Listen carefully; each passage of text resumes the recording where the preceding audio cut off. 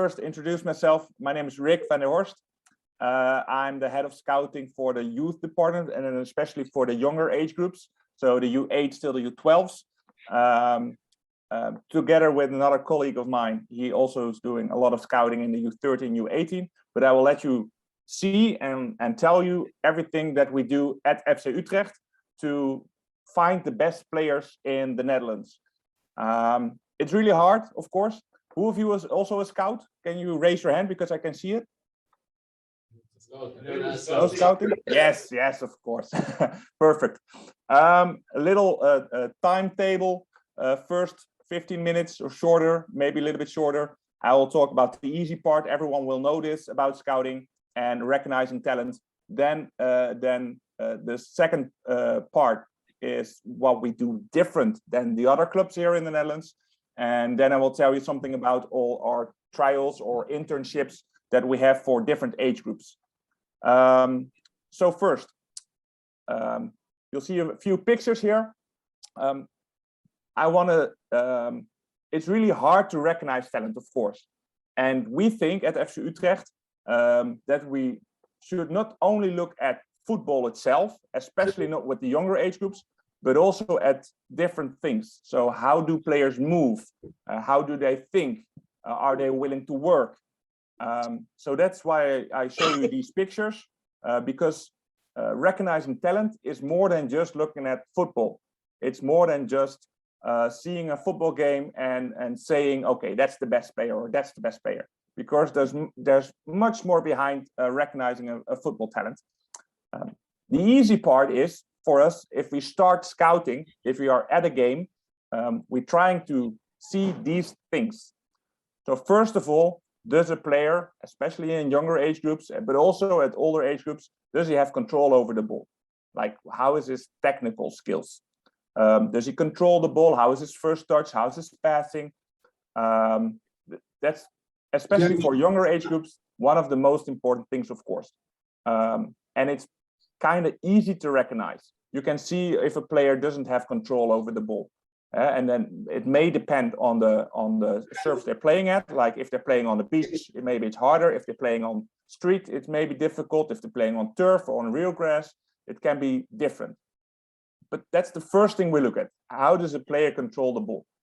And second, can he look over the ball? If he has the ball, can he look around? Does he have enough control to look around? How is his awareness? That's not only on the ball, of course, it's also off the ball. Does he go into spaces to get open? Does he know where his teammate is before he gets the ball? But also that it's kind of easy to recognize if a player has any tactical clue what he's doing. Also, how the player moves. Especially in the younger age groups, there's a big difference, especially when they get like 12, and when they trying to grow a little bit, when they're off, when they're starting to grow, they're completely off balance. That doesn't mean they are bad movers. It's just that they're growing, and that we have to know that they're growing. So after their growth spurt, we know they're probably getting better at moving again, at their agility. So that's the second of the third thing we look at. That's kind of easy. You can see if the feet are crossed. You can see if the knees are bent a little bit. But that's really important because we think it might say something about the future player, because that's what we're trying to see, of course. If we're looking at a 10-year-old player, we're trying to predict how they can play football when they're 20. Because when they're 20, we hope that they'll be in our first team. Third, there has to be something special about a player, right? So it might be his shot on goal, that like every chance he gets, he scores. It can be like his defensive skills. Every one-on-one he gets the ball, or he tackles the ball, or he crushes his opponent. But there has to be something special. But we say this is the easy part of scouting. All these four things we can recognize right away. If my mother, who is 70 years old, if she's watching a game, she can tell me who's the best player on the field, because she knows how to control, like what player is controllable, what player has walks like the right way, has a good agility. But there's much more than this. And that's why at FC Utrecht, we try to look at many different things too. And we need long trials or internships for this to have a better look at the players. Because a player of 10 years old who is right now the best player doesn't have to be the best player when he's 20. And that's really hard to predict, but we think we have a couple of ways to find out. First of all, if we scout a player, we want to have him with us, with the academy or training, well, like an internship. And then we have different things we can train. So we don't, like I said in the beginning, we're not only training with football, but we're also trying to do different things to let them move in a different way. So we think it can predict something when they move different. And you can see a few examples over here. Is in our academy. Like you see the big difference in this age groups between the movement of the players. So this has nothing to do with football on the field, but we think if we do drills like this, we can recognize like a kind of talent. What player moves better than the other one? That doesn't mean that the worst mover of the player with the little agility is the worst player. That doesn't mean that, but we think we have to think of it before we take a kid in our academy. Also how they run, of course, and we do it on different undergrounds or surfaces. So we can see how they run on a flat surface like this, or on grass, or on a turf, or on sand, like you said, like you've seen before. So this is also for us important that we see like this, but also we have a special trainer to do this. So you see a different a coach all the time because they're different. They have a different thing that they're good at. Also the coaches. Also in this last clip you see. Again, it's not on a football field. This is inside. And we can look at the players, like how they're behaving and what they're doing.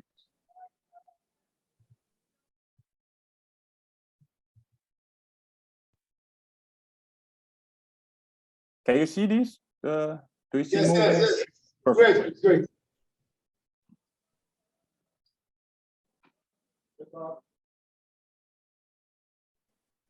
Rick.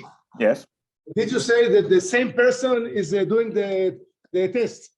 No, I said it's always a different person. So it's all there. The first clip, he is a specialized player or coach in movement skills. The second coach is a specialist in running, like how should the kids run? How should their arms be, their legs? Are they on their toes? So they're all like specialists on the part they're doing.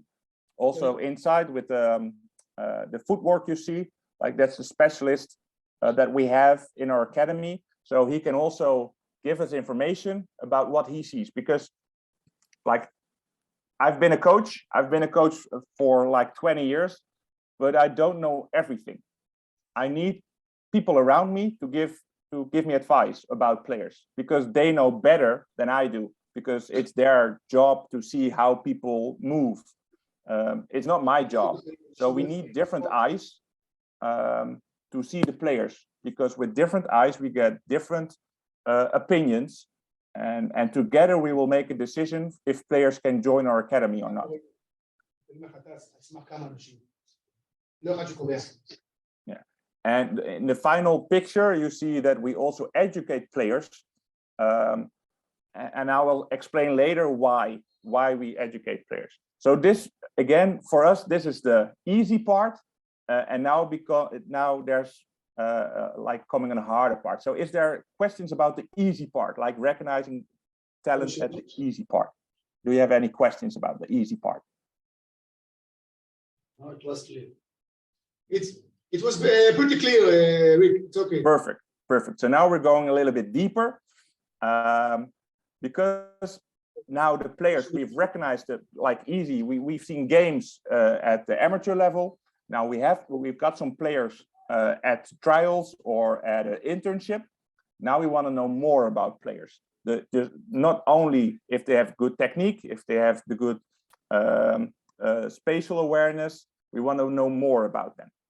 And we have 7, we call them 7 predictors that can tell something about the player it can be in 10 years. First, it's learning ability. We want to know if the player that we've scouted has any learning ability. So, like you've seen before in the picture, we have a teacher. If the teacher teaches the players, some players will react well to that. Like they will pick it up, like they right away they heard it and they can do it on the field. You've got some players who can do that. You've got other players. For them, it's really difficult if they hear something and then to do it on the field. It's really hard for them. They might need an example on the board, like you can show them something what you're supposed to do. You can give them a picture. Rick, do you see the connection between learning ability in school, in class, and in football on the pitch? For sure, yes. I will. That's later. That's more IQ, like how smart are they? This is also like the learning ability is not just IQ. It's just some players. It's for one player, it's easy to hear something and do something. The other player has to see something and do something, and the other player needs to feel something so he can do it. So there's different people. Like for me, it's easier if I can see and hear something. For me, it's easier to do something, to do what I've been told and what I've seen. Other players have to they need to feel it, like they need to be in a position, and it's hard for them if they only look at it. They have to feel it at the field themselves. So there's different characters, different players who need different attention, and it's good for us to know what kind of player he is, because it has to do something with his potential. Because the player who needs to feel it, it can be difficult to coach him more. If you have a player and you say, okay, you have to be on the inside so the other player can overlap and he knows what to do, it's really easy to get to him, and it's really easy for the player to learn more. So it's not bad. The other player can also be really good, but it has to do something with their ability to learn about football. The second thing we look at is their work rate. For us at FC Utrecht, it's really important that the players work hard. Sounds logical, but of course there's different clubs also in the Netherlands. Our biggest club in the Netherlands is Ajax, and Ajax is well known for their academy and their passing game. They have a brilliant passing game. Their academy is great, but we have to play them every other weekend, or not every other weekend, but like once in 6 weeks we have to play Ajax. And we know normally the players with the passing talent will go to Ajax, and we know that we have to work really hard to beat them. They are maybe more talented, but talented in a different way. They are more the opponent might be more talented in passing or technique, but for us it's really important. It's in our culture of the club that players work hard. So, for example, if we have a player in our internship, and we're going to start a training session, and we say, okay, guys, bring it in, and he's last to come to the coach, we won't pick him, because he has to work hard. He has to go for it. He needs to have something inside him that he wants to be a part of FC Utrecht. If he doesn't have that, it's really hard for him to succeed at FC Utrecht. So the work rate is really important for us. It's in our DNA. Creativity. That's the third thing. Creativity is like kind of wide. You all know a creative midfielder, but that's not the only thing we mean with creativity.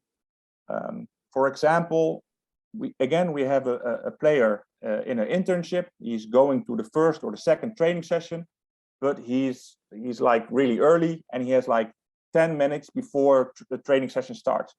What is he going to do? Is he going to stand there and do nothing? Is he going to find another player to pass the ball with? Or is he gonna get some cones to work for himself? Like how can he do something to make himself a better player? Does he have enough creativity to do different things than the other players do? Because all the players that will succeed are the best players. They have to make sure that they are different than the other players, because there's so many players. There's so many kids who want to be a professional soccer player or football player.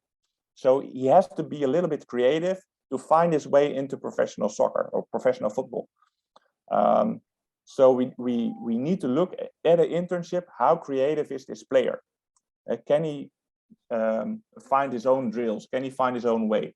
And it also has to do with the next part, like the interpersonal skills. Like how does he communicate with the other players? Rick, when you were talking about the work rate, Mm-hmm. you're talking about the inner motivation. Yes. You are not talking about physio, right? It's more like mental things. Yeah, especially the mental things, because if he wants to work hard, he can work hard. Like if he really wants to work hard on the field as well, he probably can work on the field too. So for us, it's not necessary that he has to run like 13K like each game. But what's necessary is if we are defending, he needs to want to block the ball. Yeah, he needs to give everything. Rick, one of my coaches is asking, how do you measure creativity? Creativity. Well, yeah. Well, that's why this is the hard part of scouting. The things that you see here are hard to measure, because it's not always good or bad. Like creativity, like one player can be the best soccer player or football player in the world by just doing one-on-ones before their training session. That can be really good for him. For us, it's always a good example. I think all of you also know Frankie de Jong, right? From Barcelona. Of course. Well, in his youth academy, he didn't play for Ajax. He played for Willem II. That's a lower league a professional club. And the whole academy, he was with Willem II. And then when he was 18 or 19, he joined Ajax. And now he's one of the best midfielders of the world. We don't know if he would have been a better player if he joined Ajax when he was 8. We don't know that. For now, we think this has been the best way he can be, because he started with Willem II. He's been there for about 10 years, and then he moved to Ajax. So this has been the best for him. It's not the best for all of them, but for him, this is the best way. So that's also with the creativity. It's not good or bad, so we don't measure it. We don't measure if they're creative or not. We just want to know if they are, because if they are creative, it can say something about their potential. It's not like facts. If you're creative, you're going to make it, and if you're not going to make it. Unfortunately, it doesn't work like that. But we want to know this about the player, because it might say something about their ability to get better and finally reach the first team.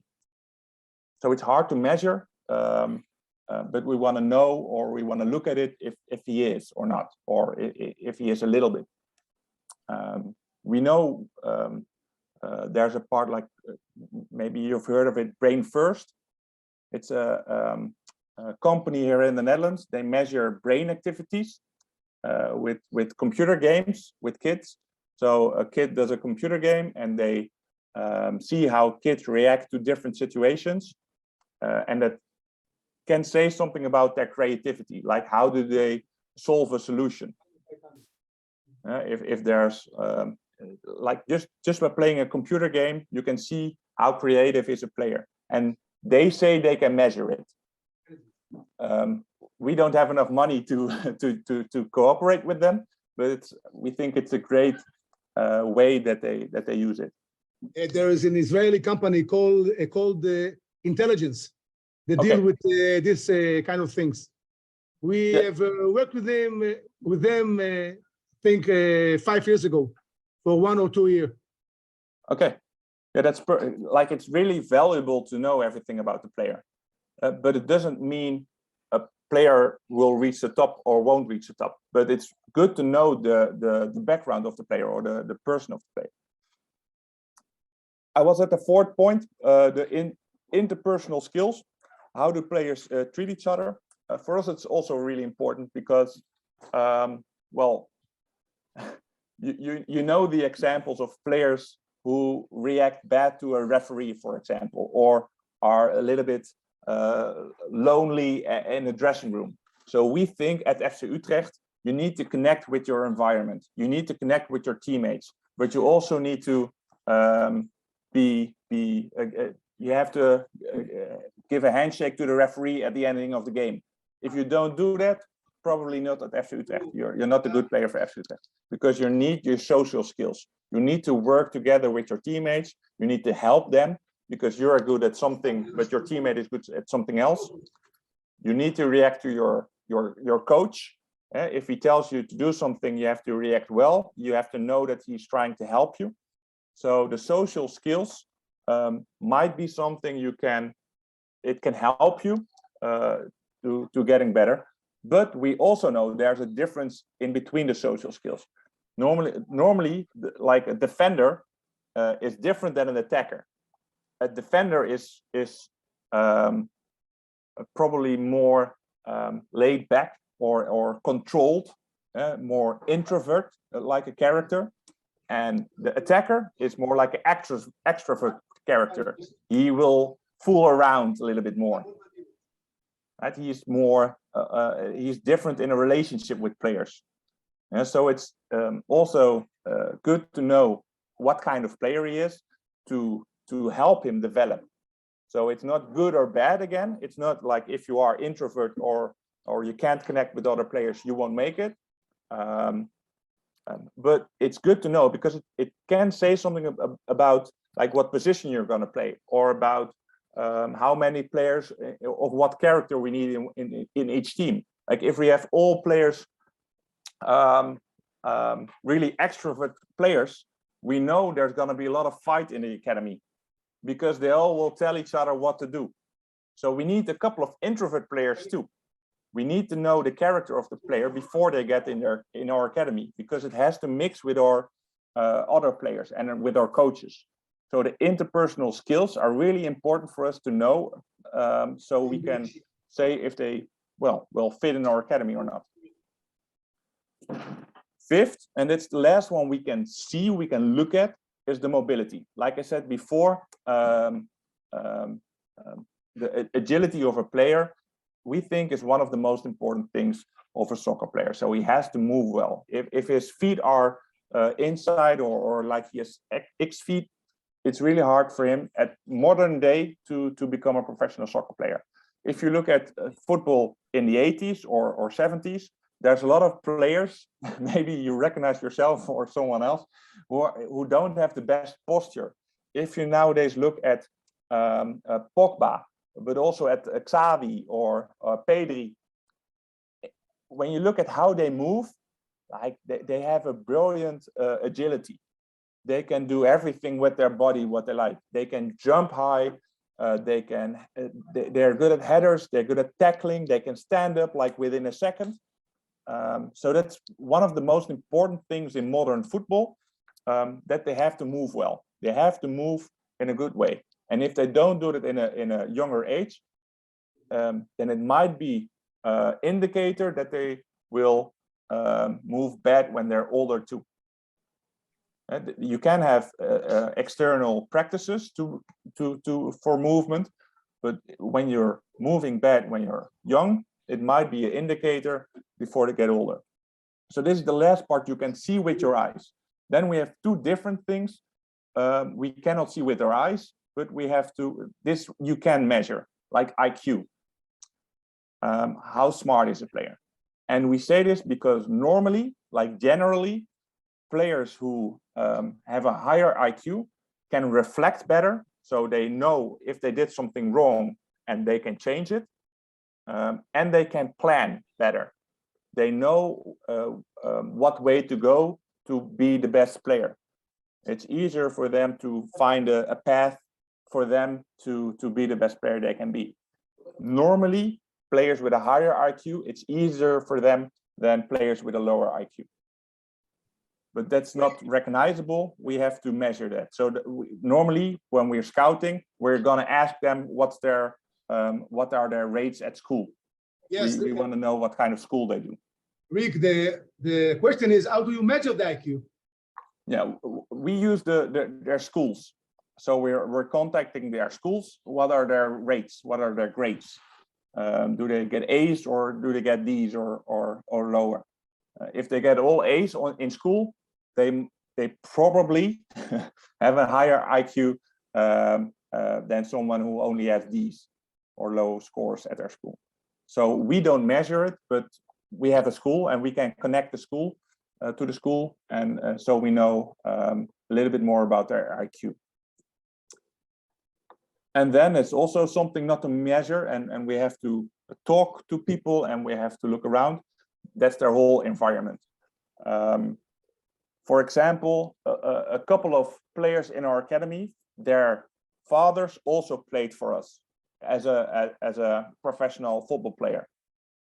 At that time, we know probably their environment. They know what they need to become a professional football player.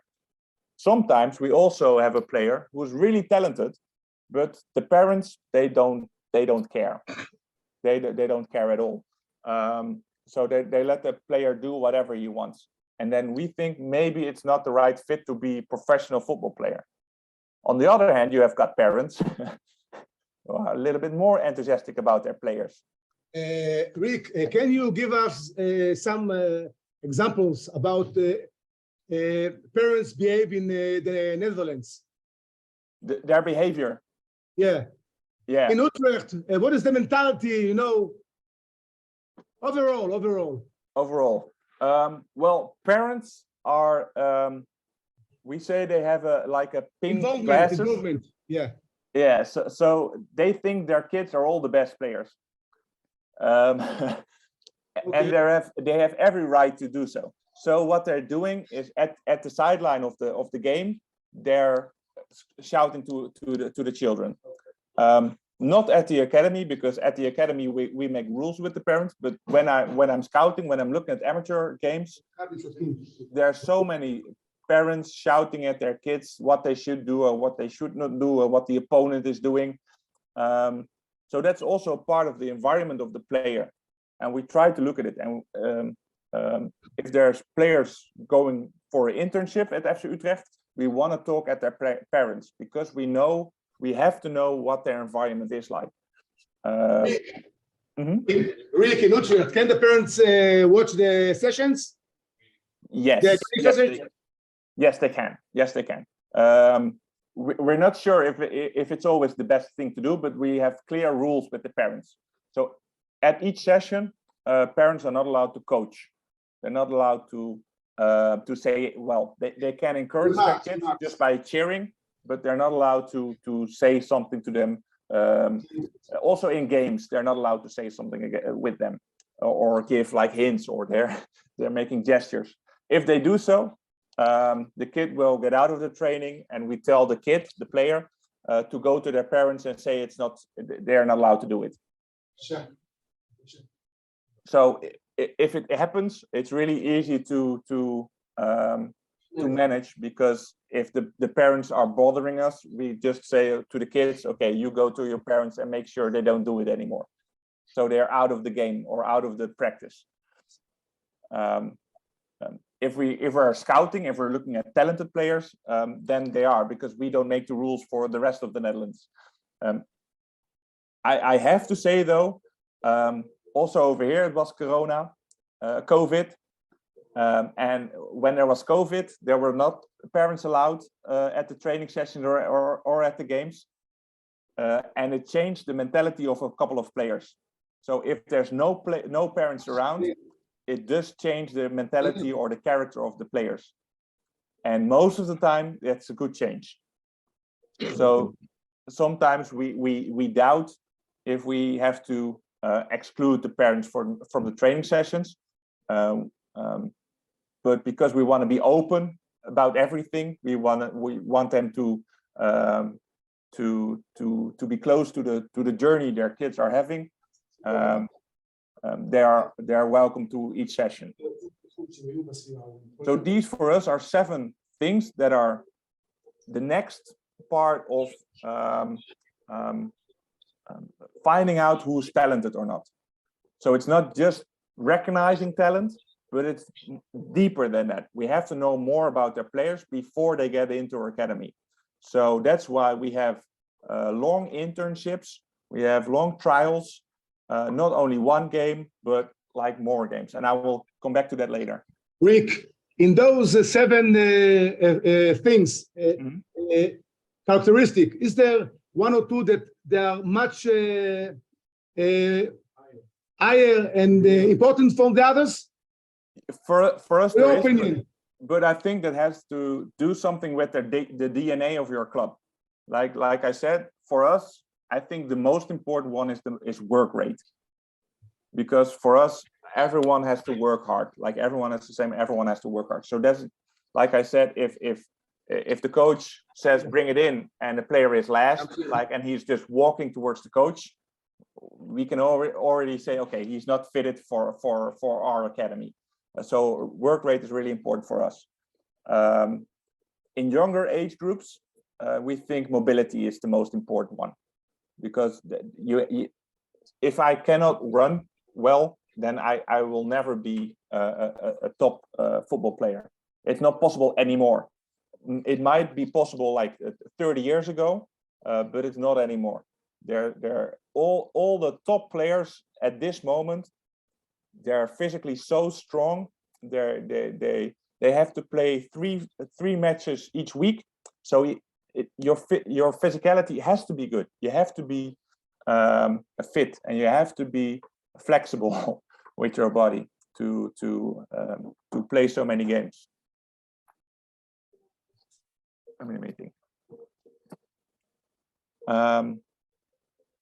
So yes, so work rate and mobility are for us the most important ones. And like I said, all of the other ones, it doesn't mean if you're going to make it or not. It might say something about the future of the player. So you don't have to be good at all 7 things. That's almost impossible.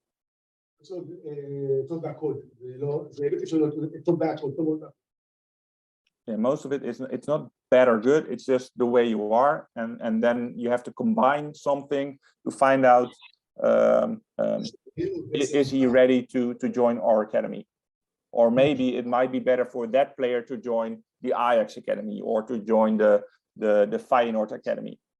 It might be better for that player, for that character, for that individual.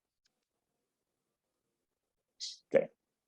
Of course, you all know this, I think. Of course, we have to make sure we have to know how old they are, of course, when are they born, and their biological age. Because like you see in the pictures, especially when they're 12, 13, 14 years old, maybe 15 years old, there's such a big gap, and it yeah, it's the smaller player is not worse than the bigger player, but at this moment, if you look at the yellow, the Feyenoord jersey, the red and white one, and the Vitesse player, the black and yellow one, I know, because I know the player in red and white, he's much better than the big guy. He's much better, way more talented. But at this moment, the player in yellow and black, he can score more goals than the other one. But it's nothing to do. It has nothing to do with their potential, because I know the smaller one has way more potential. So that's really hard to look at. So what we're trying to do when the players are joining our trials, we try to do bio bonding. So we put the players with the same height or the same weight, we put them together to give them a fair chance. Because it's not fair when you're playing someone who's a meter bigger than you are. It's not fair because you're gonna lose to them, of course, because if they give you a push, you're out of the field. So, but that has nothing to do with talent. That has nothing to do with potential. So what we're trying to do is to put them with the same height group or the same weight group, or well, the players with the same biological age. We can put them together to give them a fair opportunity to join our academy. So with the trials or internships, we want to see them in different groups. We want to see a player playing with players the same height. We want to see them playing against players who are bigger, because we want to see them work hard, and we want to see how they co-op with the players who are smaller. So we're trying to do it, but it's really, really hard, because the outcome of the players, like I said, the big guy will score more goals. The big guy will shoot harder, pass harder, win their tackles, but it has nothing to do with the potential of the smaller player. So it's really hard to recognize on this age groups, the U12, U13, U14, U15. You have to know their biological age, because that's the only way it's fair to measure their abilities. Then, of course, when they join our academy, if you want players to join our academy, there's a couple of different things too. We have to know. For example, we don't have players in our academy. It's all like they all live at home, but we have to know their traveling time towards us. If the players are more than, let's say, 45 minutes away from us, we don't want them in our academy, because we think they have to travel too far to have one training session. If they live 45 minutes away, they have to leave like an hour before. They have 1.5 hour or 2 hours training session, and then they have to travel an hour again. So for us in the Netherlands, 45 minutes is already a long time to being in a car. So we want to make sure all the kids can be kids. So when they're home, they can play with other kids too. So we have to know their traveling time towards our academy. If they live too far away, if we find the best player but he lives too far away, we won't take him. He will not join our academy because he lives too far away. Like the date of birth, of course, we have to know this. The biological age I talked about. School is important because it also has to do with travel time. Because if they go to another school, they might be in the car too long again. Yes. We have a small discussion here. As we make a break of 1 minute, okay? Okay. About this subject, about the 45 minutes. Okay. About the travel time. Okay.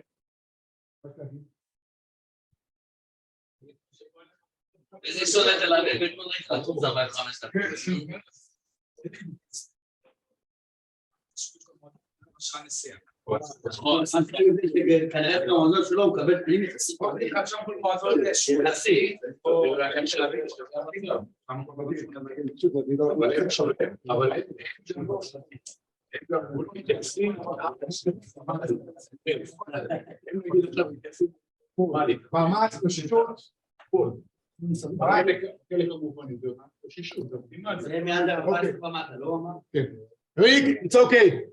Continue. Yes, perfect.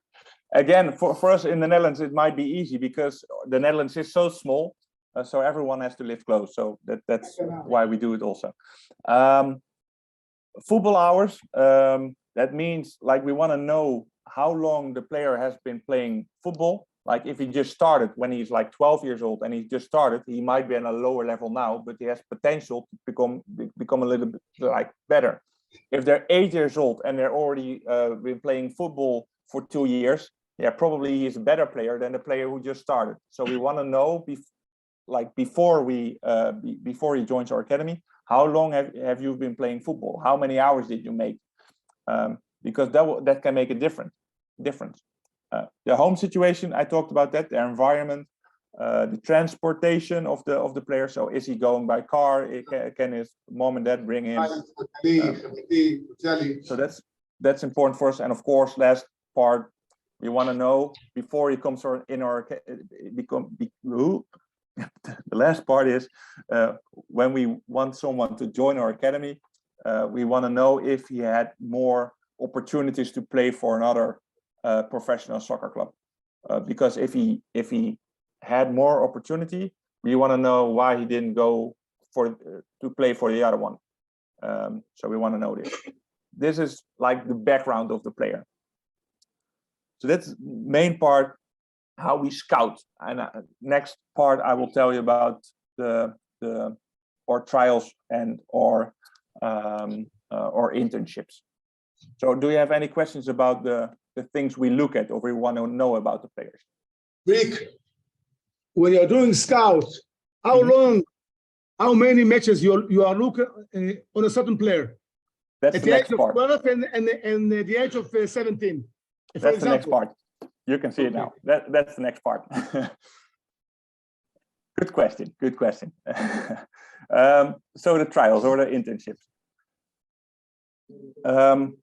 We call it filters, like a filter. Like there's playing. You have 8,000 kids playing football in one certain age group, but we want to filter them out. First part is we have scouts. We have about 8 scouts in total, like for the youth academy. So we know Ajax or PSV Eindhoven. They have about 120 scouts, and we have about 8 scouts. So that's the difference. But we have partner clubs. So the partner clubs, we have about 100 partner clubs. The partner clubs are clubs we are trying to help. We're trying to help those clubs have a better academy. So if we can help those clubs getting a better academy, we want them to give us information about their best players. So we don't have to scout the player, but they will just give us the player, because we can scout a player one or twice, like in a game, but then we don't know anything about that player. We know something about the player when the amateur club gives us information about the player. So we only have little amount of scouts. We only have 8 scouts because we want to get the information from the club, because the club knows the player way better than we can. So that's the first filter. We want to know things about the player from their club they're playing at the time. When they have some talent, they will go to our, we call it RTO. It's like the Regional Talent Academy, RTA, and that's only 3 sessions. And those are just football sessions. So they're on the field playing football. And at that moment, we're going to look at the 5 easy things. So the technical skills, the tactical skills, the mobility, the special quality, and a little bit about the environment. So that's the first part. That's only like if you do well, then you're going to the 3rd round. And the 3rd round is our pre-academy. The pre-academy is like half a year. So it's from January to April, March, or it's from August till December, or September till December. And that's at least 12 training sessions.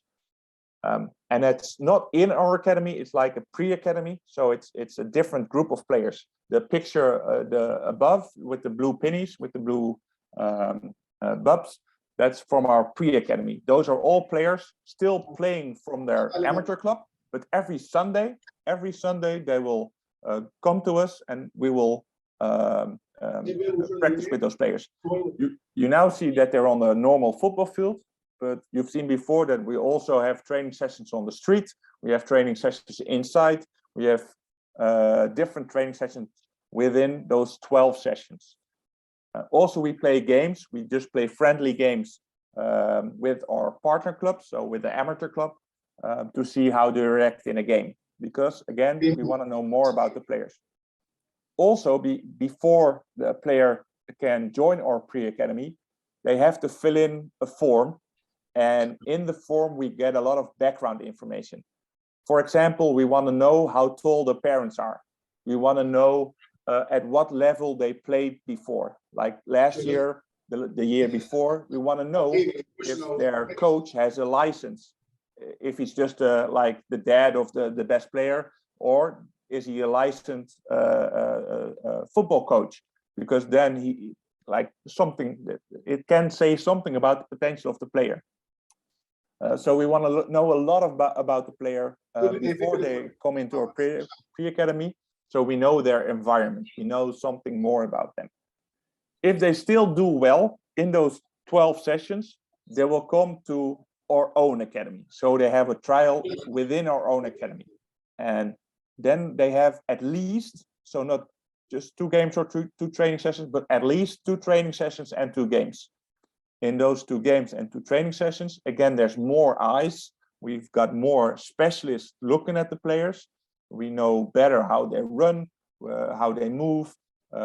We've got more information about them. And after the trial within our academy, then we can say, okay, we want to have you in our academy from next year on.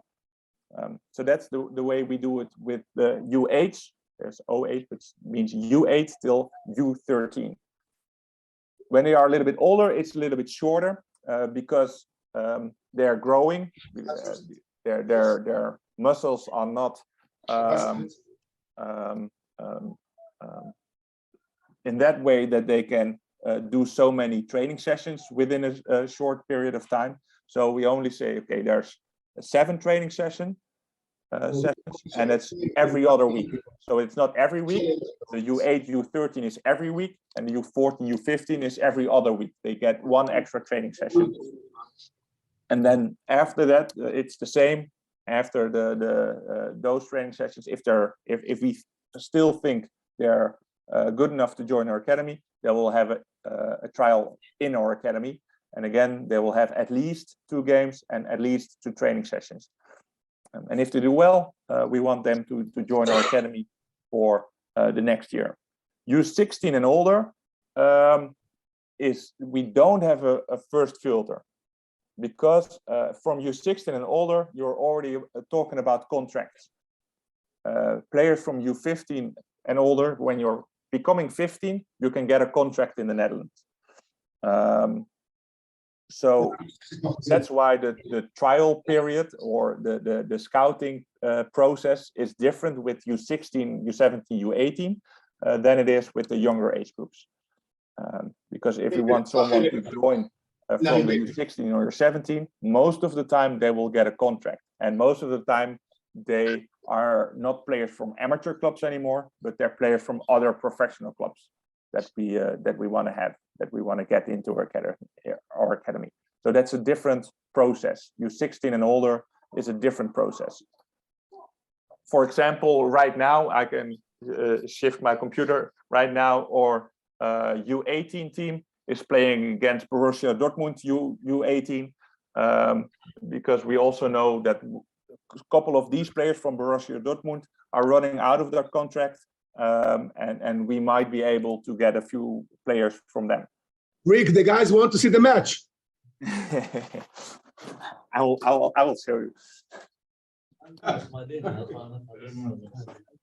It's okay. It's not true. It's okay.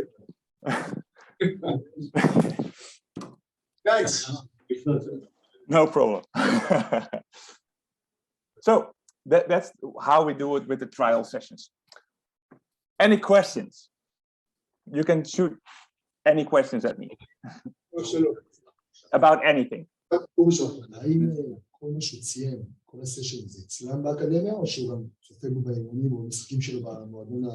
Is all the sessions and matches are in Utrecht, or a part of it out of Utrecht? Yeah, so if they're joining our academy, so the pre-academy is not at FC Utrecht.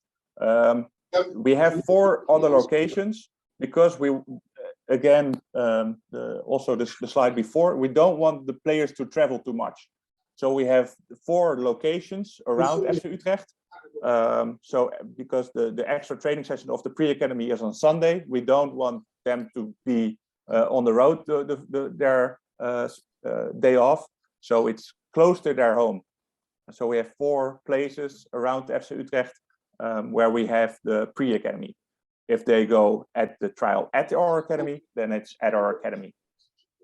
And also the 3 training sessions, the RTO is also at our academy. That's Wednesday.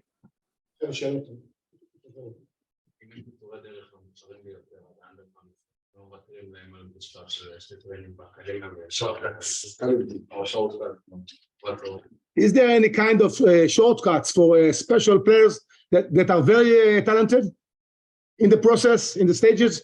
Yeah, well, not from the U8 and U13, because we don't want to make decisions in a short period. We really want to know the player who gets in our academy, because we know it changes their lives when they join our academy. So we want to make sure that we get the right player. From U14, U15, it is possible to have a shortcut because there are some rules from our federation. They say you can only join like 7 training sessions at FC Utrecht, and then they have to make a decision. But most amateur clubs are not, they don't care about those rules, and they are fine with us having them multiple times. But the amateur clubs, there's some amateur clubs that work together with Ajax, for example, or with Feyenoord or with PSV, and they say, okay, you can have our player, but only 4 times. And within 4 times, you have to make a decision. So then you have a shortcut, but that's only for players U14, U15 and older. If they are U13 and younger, we have to know a lot about you before you're getting into our academy. Rick, tell me, how do you check yourself? The organization, the scouts, the way he succeed, yes or no? How you are measure yourself? Yeah, organization. Yeah, that's always difficult, I think, because it depends on the player who's in, or the person who's in charge, if it's good or bad. I'm not sure how it is with you, but for us, our head of youth academy, we started 2 years ago, and before him we had Jelle Goes. You might know him from the federation. Yes. At Israel. Before Jelle, we had Henny Lee, and all those persons are, well, they are different too. If the people who are in charge are different a little bit, the DNA of the club might change just a little bit, or the scouting process might change a little bit, because everyone believes in their own story. Like every coach has to believe in their own story. They have to be sure that what they're doing is the best thing there is on the planet. Because otherwise, if you don't believe in what you do, it will not succeed. So last year, for us, there was a progress of getting some players out of our academy that our new head of youth academy thought were not good enough. So there were a lot of players leaving the club. But this year, I think we can measure it by how many players drop out of our academy. And I think this year there might be 10 or something like that. So and that's pretty good. If there are only 10 players leaving our academy out of the 200 players, that's fine. Do you measure? Still, I'm asking your success rate when you're bringing a player from other club. Do you measure yourself as an organization? I don't totally understand the question. If you're bringing 10, 15 players in a period of 5 years, or 3 years, or 4 years, do you measure yourself at the end of the road if it was successful? Of course. Right. Of course. We want to get the players from our youth academy to be in our first team, of course. So we have a strategy that should bring the players that we scout in our first team. So we say, I think it's like 30% of our first team should be a homegrown player. So that's the success we wanna reach. So, for example, Soufiane Amrabat, a player of Morocco, he reached the semifinals. I think he was captain of Morocco. He was in our academy, and so we think, okay, that we did that. We had one player doing well, but of course we want to get more players who will become play at that level. So we want to measure ourselves, but it has a lot to do with the people who are in charge. So I think we have a really good youth academy, but if the first team said we only want to buy players, then we're doing it for nothing. Rick, thank you very much. No it was problem. very interesting, very great. Thank you for having me.